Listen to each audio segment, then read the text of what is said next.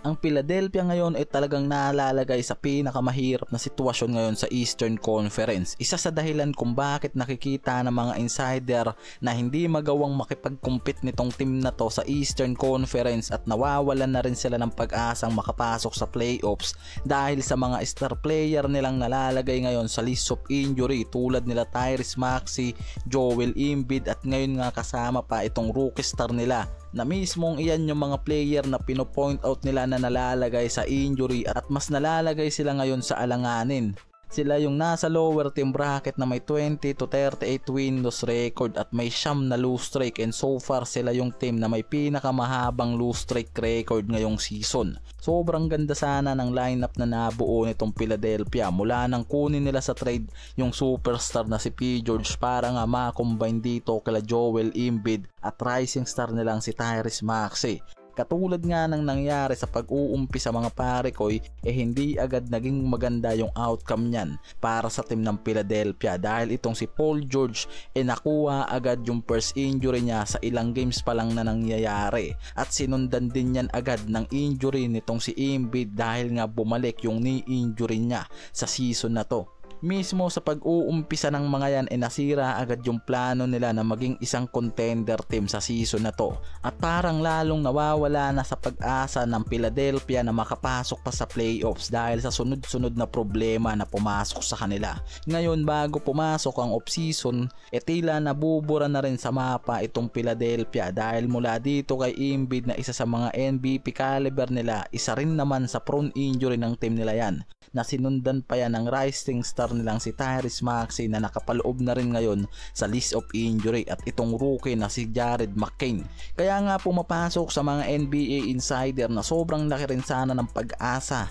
nitong Philadelphia na pumasok sa playoffs kung magiging healthy lang yung buong roster na to na binuo nila ngayong season. Pero katulad nga ng nangyari nalagay itong 76ers sa pinakamabigat na problema dahil sa mga star player nilang nakapaloob sa injury. Yan yung sitwasyong kinakatakutan ng mga NBA teams. Ngayon nga may mga rumors na lumalabas sa magiging rebuilding panigurado nitong Philadelphia na maaaring gawin nilang trade ipasok itong si Joel Embiid sa isang trade na isa na naman sa problema nitong Philadelphia. Isipin nyo mga pare ko even na sa trade namumroblema pa rin itong Philadelphia 76ers dahil masyadong malaki yung kontrata nitong si Embiid sa kanila na mahigit sa $69 million dahil sa pinirmahang 4 years extension nito.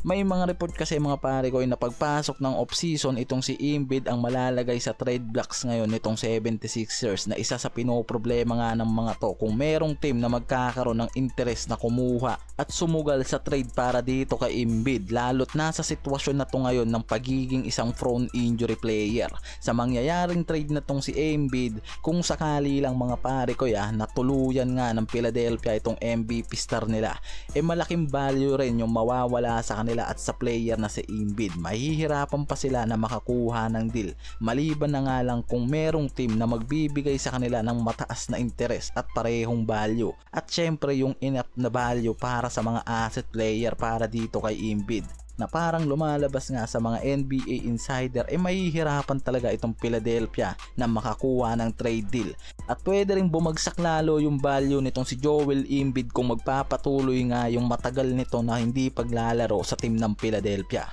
Sa kabilang dulo mga pare ko nakatanggap ng mabigat na letter of suspension itong si Anthony Edwards sa nangyaring laban nila kontra sa Lakers. Tinalo na nga sila nito sa score na 111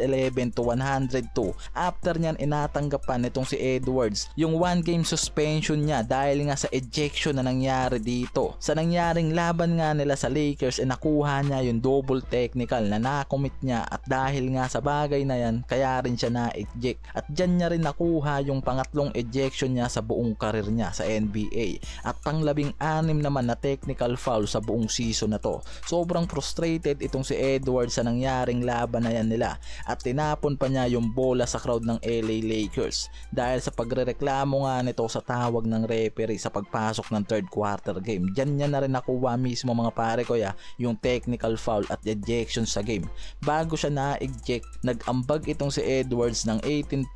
rebounds and 5 assists at 0 turnovers mga pare ko. Sobrang ganda pa naman sana nga raw ng presence na ginawa nitong si Edwards sa game na yan. Pero nasira nga yan dahil sa sobrang init nitong si Edward, lalo't isang araw yung Lakers sa talagang team na pinanggigigilan nito sa Western Conference. Kaya ngayon ejection na nga yung nakuha niya, tinalo pa sila ng Lakers at aasahan na nga rin natin na wala to sa mangyayaring laban nila kontra sa Utah Jazz dahil sa 1 game suspension nga na natanggap nito after ng game nila sa Lakers.